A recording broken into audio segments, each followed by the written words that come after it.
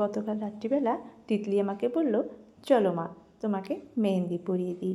আমি আর না করলাম না, ভাবলাম সময়টাও কাটবে আর ও বেশ ভালো মেহেন্দি পরায়, সেটা তোমাদের সামনে তুলেও ধরতে পারবো। ও দিদিকেও পরিয়ে দিয়েছে, ওর মামিকেও পরিয়ে দিয়েছে, তারপর নিজে পরেছে, এবার আমাকে পরাচ্ছে। বেশ ভালোই পড়ায় কিন্তু, বলো তো। যথারীতি আমি দু হাতেই পড়তে চেয়েছিলাম, কিন্তু অনেকটা রাত হয়ে গিয়েছিল বলে ও এক হাতেই আমাকে মেহেন্দি পরিয়ে দিল। আমি কিন্তু কোনো ডিজাইন বলিনি, ও মোবাইল দেখে নিজের মতো করে আমাকে হাতের দুই পিঠে মেহেন্দি পরিয়ে দিল। অনেকটা রাত হয়ে গিয়েছিল, তাই মেহেন্দিটা কিন্তু আমি তাড়াতাড়ি উঠিয়ে ফেলেছিলাম। ভাবলাম রং হবে কি হবে না, কিন্তু সকালবেলা উঠে দেখি আমার হাতে মেহেন্দিটা যে এত সুন্দর রং হবে ভাবতেও পারিনি। যাই হোক, ও কিন্তু বেশ ভালো পড়ায়, বলো বন্ধুরা।